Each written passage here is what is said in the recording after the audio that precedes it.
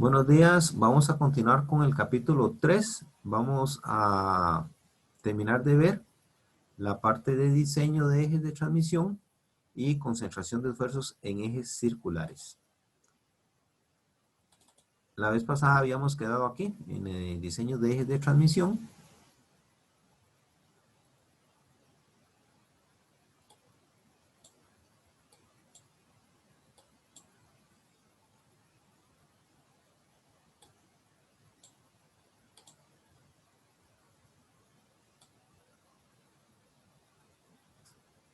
Ok. En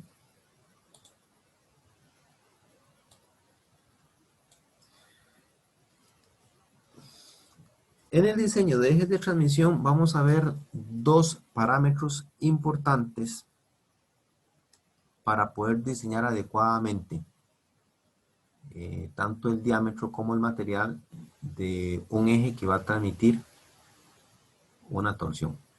El primer parámetro importante es la potencia. ¿Cuál es la potencia que yo voy a transmitir?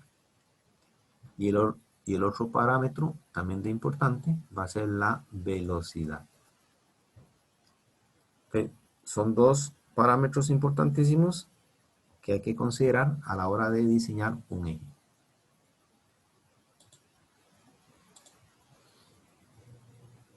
Obviamente, dependiendo de lo que nosotros queramos hacer, tenemos que tomar en consideración el material que vamos a utilizar. Bueno, tenemos que saber las diferentes pruebas, resistencias del material. Entonces tenemos que saber el tipo de material que vamos a usar. ¿Okay? Y obviamente la sección transversal, o sea, el tamaño del eje que vamos a utilizar. ¿Verdad? Esto obviamente va a estar relacionado con el diámetro, ¿verdad? O el radio del eje. Esto es para que el material no entre ni en deformación plástica, ¿verdad? Ni vaya a fallar.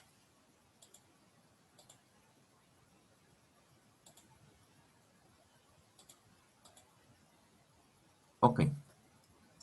La potencia, nosotros la vamos a definir como P, es de potencia, va a ser el torsor que vamos a transmitir por la velocidad angular. Esta velocidad angular normalmente se expresa en revoluciones por minuto. No sé si alguno de ustedes ha visto, por ejemplo, un motor, un taladro, una esmeriladora, un motor. Normalmente en la placa de ese motor vienen ciertas características, por ejemplo, la potencia, el voltaje, el consumo, ¿verdad? La potencia que tienen los watts y la velocidad a la que el motor gira. Esta velocidad W normalmente se define, como le digo, por R, las revoluciones, RPM, revoluciones por minuto. Esta velocidad hay que trasladarla a este tipo de velocidad, ¿verdad? Esta velocidad, revoluciones por minuto, la vamos a trasladar o la vamos a convertir, ¿verdad? A una frecuencia, ¿verdad? ¿Qué tantas vueltas dan, ¿verdad? Por segundo. Entonces, vemos que la velocidad o esa velocidad de rotación se expresa como 2pi, ¿verdad? Por F. ¿Ok? ¿Qué es lo que hacemos aquí? Esta velocidad que está dividiendo, ¿verdad? Pasa a dividir. Y podemos definir el torsor en términos de la potencia que yo quiero transmitir a la velocidad que yo quiero transmitir. Entonces la expreso como la potencia entre 2pi por F. Esta formulita la vamos a ocupar mucho, la vamos a utilizar bastante.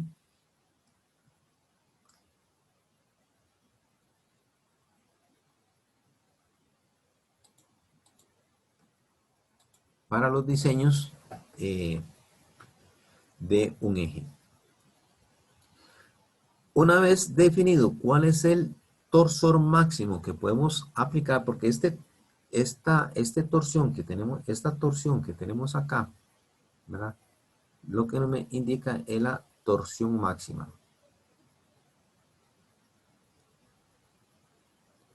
la torsión máxima que yo puedo o que yo voy a transmitir de acuerdo a una potencia y a una velocidad. Entonces, ya conociendo cuál es el torsor máximo, yo me lo traigo para acá, ¿verdad?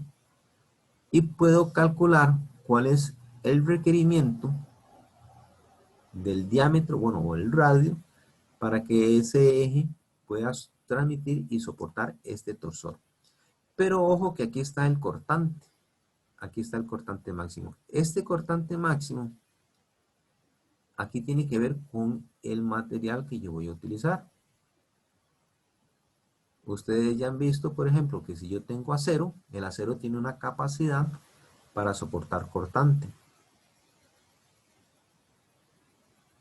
Bueno, yo puedo usar un eje de aluminio, pero el aluminio va a tener una capacidad cortante muy baja. Entonces, este esfuerzo cortante, nosotros lo podemos trabajar como el esfuerzo, depende, ¿verdad?, del tipo de pregunta, puede ser el esfuerzo de fluencia, para que el material no entre en deformación plástica, ¿verdad? Puede ser el esfuerzo cortante último, ¿verdad?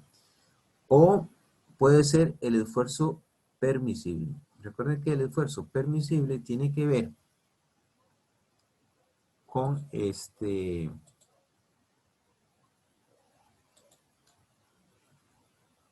tiene que ver con el factor de seguridad. Recuerden que el factor de seguridad es igual, en este caso sería el cortante último, ¿verdad?, entre el esfuerzo permisible.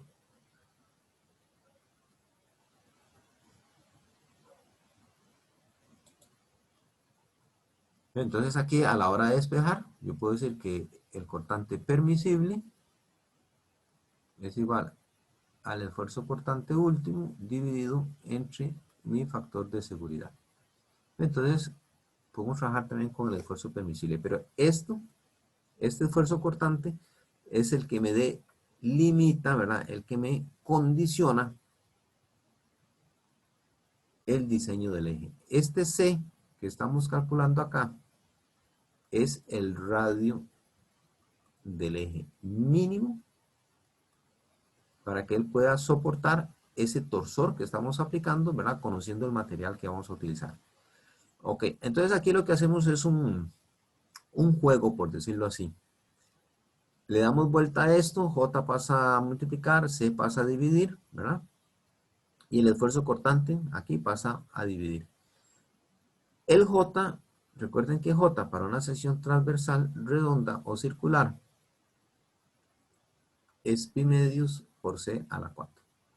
Si yo ese valor de J lo divido entre C, lo cancelo y me queda C a la 3. Entonces me queda pi medios por C a la 3 va a ser igual al torsor que yo voy a transmitir, considerando la potencia y la velocidad a la que la voy a transmitir, dividido entre el esfuerzo cortante máximo. Y aquí podemos jugar, ¿verdad? Bueno, aquí está. Normalmente esta fórmula la podemos trabajar así también, ¿verdad? Decimos que C es igual a la raíz cúbica. Aquí simplemente es despejar, ¿verdad? 2 veces T dividido entre pi por el esfuerzo cortante máximo. ¿Ve? Y aquí encuentro el radio, ¿verdad? Con esta ecuación para un eje sólido encuentro el radio del eje, el radio mínimo para que ese eje pueda transmitir ese torsor, ¿verdad?, a esa velocidad y a esa potencia. Si me piden el diámetro, bueno, el diámetro es 2 veces C, entonces ustedes multiplican 2 veces C, ¿verdad? Ok. Aquí hay que tener un pequeño cuidado en cuanto si el eje es hueco. Si el eje es hueco, ya no podemos hacer esta simplificación aquí. Ya no lo podemos hacer. ¿Por qué? Porque vean que el esfuerzo máximo ocurre en la superficie, ¿verdad? Entonces, yo ya no puedo cancelar una C. No cancelo una C. Pero entonces tengo que hacerlo así. Calculo el J. Siempre calculo el J. El momento polar de ese eje, que es pi por c a la 4. Bueno, el C2, el C externo, ¿va? Por decirlo así, el C externo, el radio externo a la 4 menos el radio interno a la 4, porque esto es hueco. Dividido entre el radio externo. Entonces, si el eje es hueco, pues aquí hay que tener un poquito de cuidado, ¿verdad? A ver qué parámetros, qué datos me dan, ¿verdad? Para ver si podemos encontrar alguna relación entre el radio externo y el radio interno, ¿verdad? Para poder encontrar, no sé, lo que me estén preguntando, por ejemplo, porque aquí puede surgir algunas preguntas. ¿Ok? Entonces, pero vean que la fórmula prácticamente es la misma.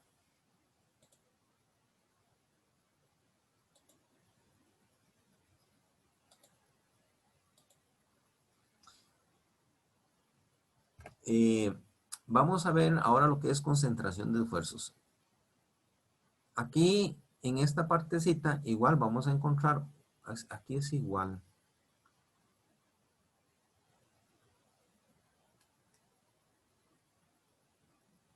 El esfuerzo cortante es igual a T por C entre J. Ok.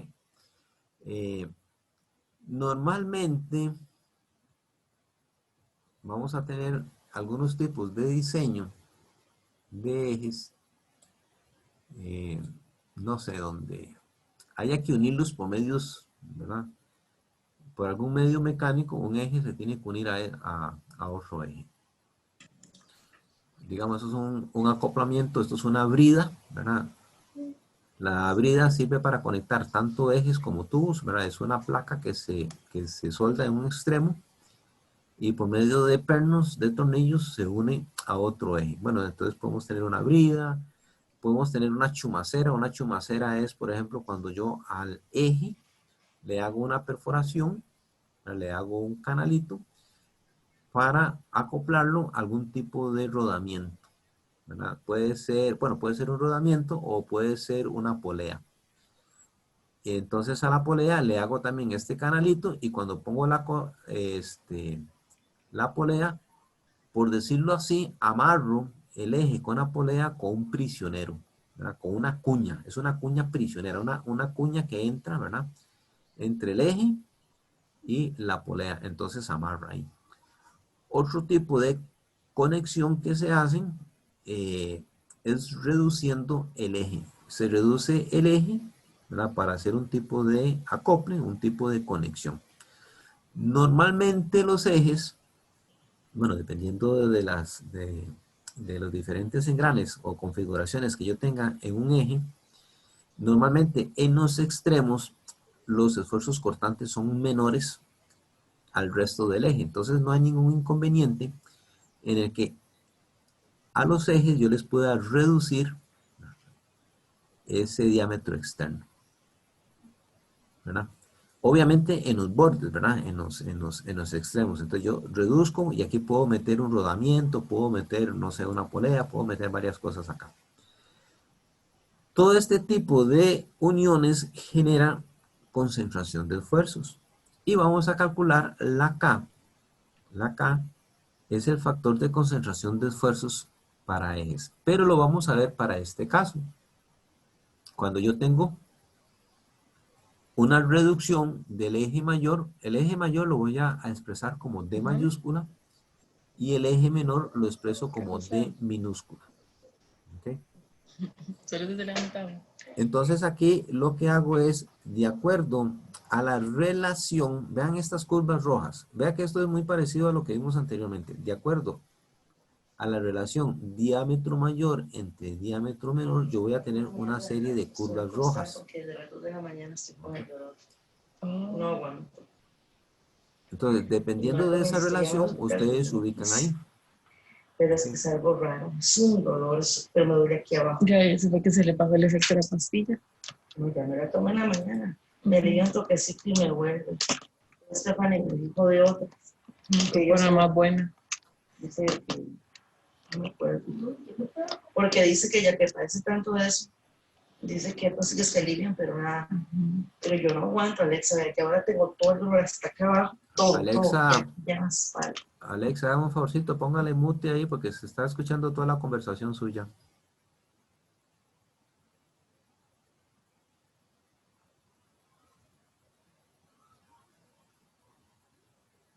Ok, entonces vean, primero encuentro una relación entre el diámetro mayor y el diámetro menor, ¿verdad? Entonces, ok, ustedes se ubican acá, ¿verdad? Dependiendo de la relación, encuentran esta curvatura. Y después hacen la relación. Este R minúscula es el radio del filete.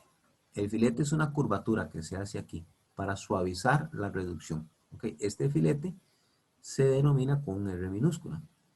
Y lo hacemos con respecto al diámetro menor. Entonces, el radio del filete entre el diámetro menor del eje me va a dar una relación.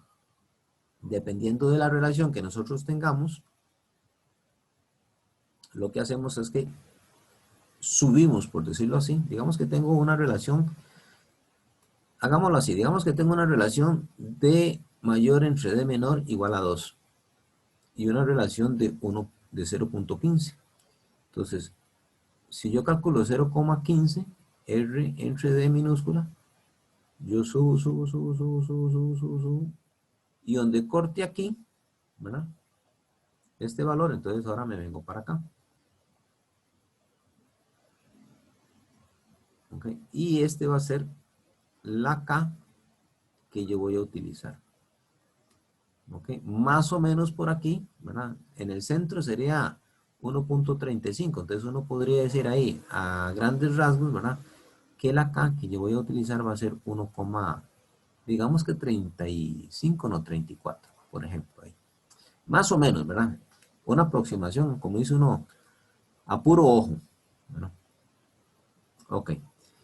Y uno puede utilizar entonces, ahora sí, ¿verdad? Esa constante, ¿verdad? Esa constante concentración de esfuerzos de diámetro menor con diámetro menor.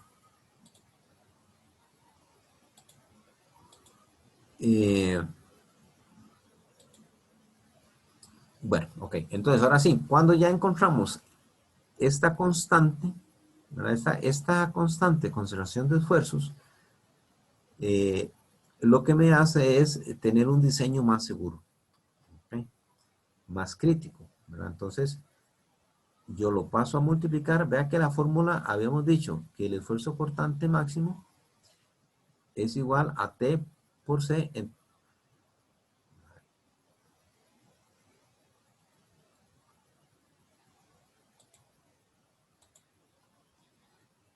El esfuerzo cortante máximo es igual a T, ¿verdad? Que es el torsor por el radio externo entre J. Entonces aquí esta constante K pasa a multiplicar.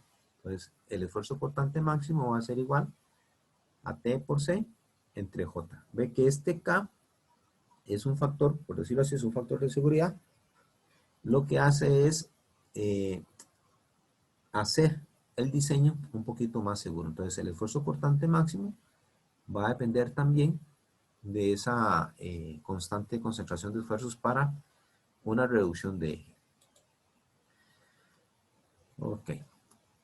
Vamos a llegar hasta ahí porque deformaciones plásticas no lo vamos a ver. O sea, lo que es deformación plástica no. Y yo creo que eso era lo último. Ahora, y materiales elastoplásticos tampoco lo vamos a ver. Y yo creo que con eso ya terminaríamos ahí. Ok. Aquí hay un ejercicio resuelto. Ahí se los voy a pasar. Ahí se los voy a dejar. Ahorita yo subo el video y subo este ejercicio. Este sería como el complemento del ejercicio que hicimos nosotros al principio de la presentación. Voy a salirme de aquí. A este. Ok, este ejercicio que hicimos al principio de la presentación, bueno, se lo expliqué así muy rápido, lo pueden repasar para que repasen este otro.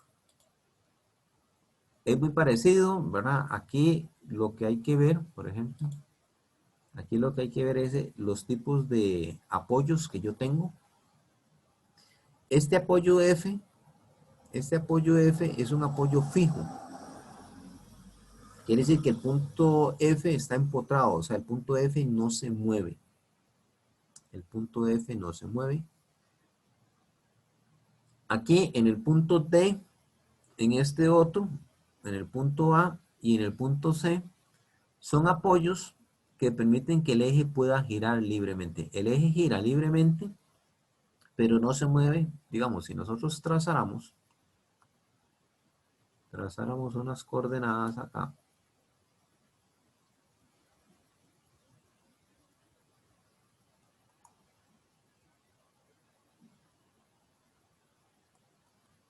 Esto es Z.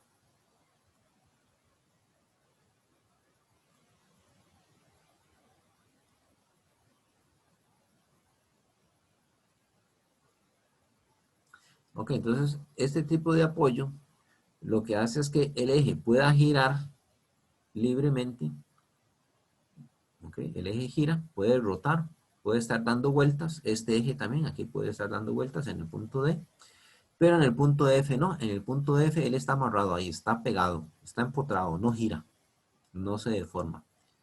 Entonces en el punto C el eje gira libremente, aquí en este punto, en el punto A, el eje gira libremente y en el punto D gira libremente. Entonces aquí ustedes pueden ir utilizando la relación de engranes, ¿verdad? Para estos dos engranes, el engrane E, el engrane B, ¿verdad? Y aquí aplicaban lo de el ángulo AB, ¿verdad? Que es una relación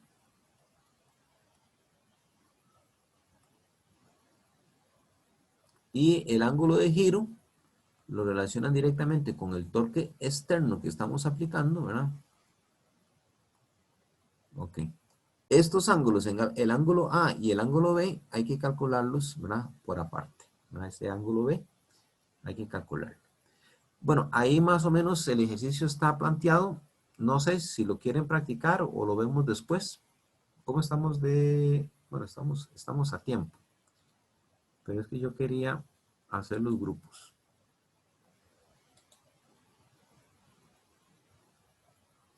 Bueno, ahí les voy a dejar el ejercicio para que ustedes lo repasen. Aquí son los detalles de las diferentes partes del ejercicio.